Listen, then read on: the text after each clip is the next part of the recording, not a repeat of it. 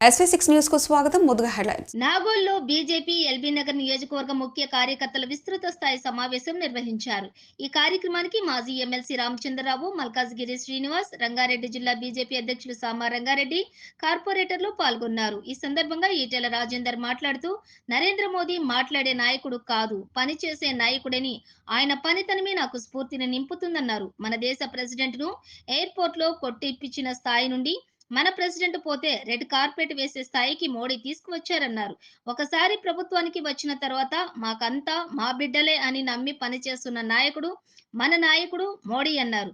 దానికి ఉదాహరణే ట్రిపుల్ తలాక్ చట్టాన్ని తీసుకురావడం, మహిళలకి 33% రిజర్వేషన్ కల్పించిన చరిత్ర మన బీజేపీదని, మన మోదీజీది అని అన్నారు. స్కాములు లేని దేశంగా మోడీ భారత్ ను తీర్చిదిద్దారు. ఎన్ని చేస్తున్నా నేను సేవకుడిని అని మాత్రమే అంటాడు. అలాంటి నాయకుడు మనకు ఉండడం మన అదృష్టం అన్నారు. ఫ్లైఓవర్ కట్టించిన కేసీఆర్ కాదు, నరేంద్ర మోడీ, కేంద్ర ప్రభుత్వం అన్నారు. కరోనా సమయంలో ప్రజలు ఆకలికి ఇబ్బంది పడొద్దని వారికి ఉచిత బియ్యం ఇవ్వడమే కాకుండా 5 ఏళ్ల వరకు ఉచితంగానే ఇస్తానని ప్రకటించిన నేత మోడీ అన్నారు. తెలంగాణ ఉద్యమ బిడ్డగా నేను ఎలా పనిచేశానో అందరూ చూశారు. నేను ఇప్పుడు కేంద్ర ప్రభుత్వం దగ్గర బ్రతిమ్లాడి తెచ్చుకునే పరిస్థితి లేదు. నాకు మోడీ, అమిత్ షాలతో మంచి సన్నిహితం ఉంది. నేను పని చేర్పించగలుగుతాను అన్నారు. నువ్వు ఇట్లాంటి లేవు అట్లాంటి లేవు అని నన్ను అంటూ ఉంటావు. నేనన్నా నేను ఫక్తు రాజకీయ నాయకుడిని. I'm proud to say I'm a political leader. కొంతమంది పొలిటికల్ లీడర్ అంటే చిన్నగా ఏదో ఆత్మీయత భావంతో మాట్లాడుతూ ఉంటారు. కానీ నేను మాత్రం పొలిటికల్ లీడర్ అని చెప్పి గర్వంగా చెప్పుకుంటాను. నేను ఈ పొలిటికల్ లీడర్గా లెఫ్టా రైటా కాదు. ఇవాళ పొలిటికల్ లీడర్గా, పొలిటికల్ పార్టీగా రెండు కర్తవ్యాలు ఉంటాయి. ఒకటవ కర్తవ్యం ప్రజల చెంతకు పోయి ప్రజల ఆశీర్వాదం పొంది వాళ్ళు ఇచ్చిన బాధ్యతలో భాగంగా ఇవాళ ఒక ఎంపీగా, ఒక ఎమ్మెల్యేగా, ఇంకా అదృష్టం మంచుకుంటే ప్రభుత్వంగా, ముఖ్యమంత్రులుగా, మంత్రులుగా, ప్రధానమంత్రులుగా, మంత్రులుగా వాళ్ళు బాధ్యత నిర్వహిస్తారు. ఆ బాధ్యత వచ్చిన తర్వాత రెండవ బాధ్యత ఏముంటుంది? ఇంతకుముందు మా రామచంద్ర చెప్పినట్టుగా ఎక్కడ ప్రజలిచ్చిన అధికారాన్ని తాత జాగీర్ లాగా స్వార్థం కోసం కాకుండా, తన కోసం కాకుండా, తన కుటుంబం కోసం కాకుండా ప్రజల కోసమే ఖర్చు పెట్టేవాడే నిజమైన నాయకుడు అని అంటారు. అందుకే ఇవాళ మోడీ గారి పోటీ అని చెప్పండి. ఎందుకు నేను మోడీ గారి ఫ్యాన్ అయినా, ఎందుకు ఇవాళ ఎక్కడ మాట్లాడినా గర్వంగా మోడీ గారి ప్రస్తావన చేస్తా ఉన్నా, దానికి అనేక కారణాలు వచ్చింది.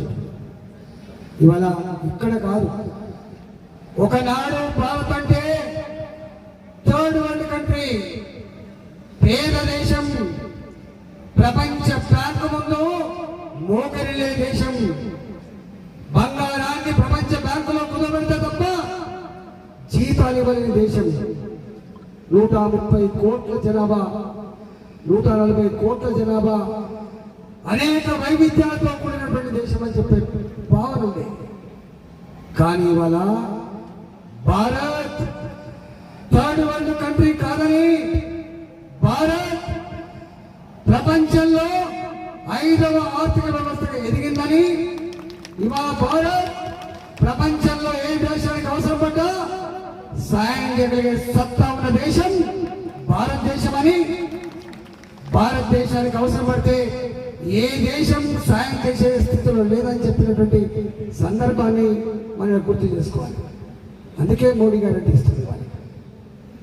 మోడీ గారు తను ఎప్పుడు చెప్తా ఉంటాడు, ఆయన గురించి ఏరులుగా మాట్లాడినప్పుడు, ఆయన గురించి చులకనగా మాట్లాడినప్పుడు, వాడు ఎవరి గురించి మాట్లాడు, నిండుకుండా తొలగదు, నిండుకుండా తొలగదు. ఇవాళ మోడీ గారు ఎప్పుడు మాట్లాడే వాళ్ళకు సమాధానం చెప్పడం, మాట్లాడే వాళ్ళకు సమాధానం పనిలో చెప్పే నాయకుడే నరేంద్ర మోడీ గారు. వారు ఎప్పుడు ప్రెస్ మీట్ పెట్టడం, వారు ఎప్పుడు తెలంగాణలో మీ నాయకుడు నా గురించి మాట్లాడింది కాబట్టి మీరు కౌంటర్ ఏమని చెప్పి ఎప్పుడు చెప్పారు. అవన్నీ నాకు ఆశీర్వాదాలుగా, అవన్నీ నాకు డైజెస్ట్ అవుతా ఉన్నాయి. మరింత శక్తిని, మరింత స్ఫూర్తినిస్తున్నాయి ఆ తిట్ల పురాణాలు చెప్పినటువంటి నాయకుడు నరేంద్ర మోడీ గారు. ఆ తిట్టు నాయకులు ఎక్కడరే, ఆ తిట్టు నాయకులంతా బీహార్లో ఏమైందో ఒకసారి చూడండి, పక్క రాష్ట్రాల్లో ఏమైందో ఒకసారి చూడండి, ఇవాళ వీళ్ళ బతుకు ఏమైందో ఒకసారి చూడండి, మాట్లాడండి. కానీ ఇవాళ నేను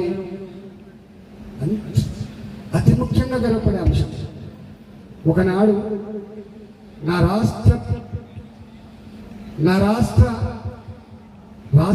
నా దేశ రాష్ట్రపతి అమెరికాకు పోతే ఆ రాష్ట్రపతి అబ్దుల్ కలాం ఎయిర్పోర్ట్లో బూట్లు ఇప్పించి, కోటు ఇప్పించి అవమానపరిచినాడు.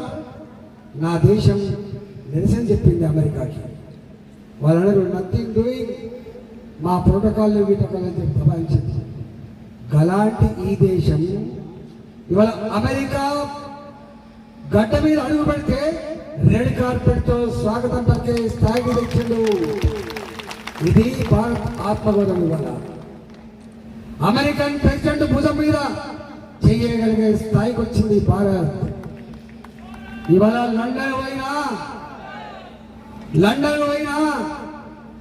ఇవాళ గల్ఫ్ కంట్రీలకు పోయినా, ఇవాళ మేం గొప్పలమని చెప్పేటువంటి ఇతర దేశాలకు పోయినా కూడా ఇవాళ భారత్ చాలా గొప్పదని చెప్పి ముఖ్య స్థాయికి వచ్చింది.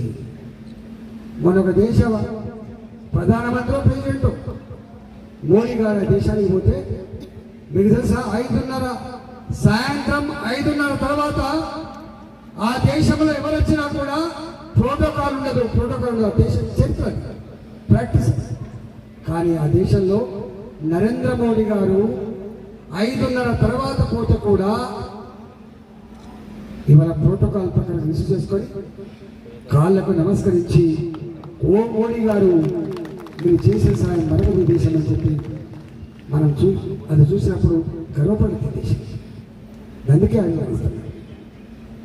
ఇవాళ ఇక్కడ ఇతర దేశాలు మన మీద దాడి చేసే చర్చ గురించి పుక్కానుపుల చర్చ మనం 7 సార్లు దండయాత్ర చేసిందని చెప్పుకొని చదువుకుంటాం మనం. ఇతర దేశాలు, పరాయి దేశాలు ఈ దేశాన్ని గమనించినాడు. కుట్రపూరితంగా మొట్టమొదటిగా చెరబట్టేది రాజకుటుంబాన్ని చెరబడతారు, ఆ తర్వాత చెరబట్టేది మన స్త్రీలను చెరబడతారు, మన మహిళలను చెరబడతారు. ఆ తదుపరి చేసే పని మన సంస్కృతి, మన సాంప్రదాయాలు, మన విశ్వాసాలు మళ్ళీ కనుక బతికుంటే మళ్ళీ వీళ్ళు వేస్తారు, మళ్ళీ తిరుగుబాటు చేస్తారని చెప్పి దాని మీద కూడా దాడి చేస్తారు. ఆ దాడిలో భాగమే మనం ఆనాడు కోల్పోయిన అయోధ్య రామాలయం.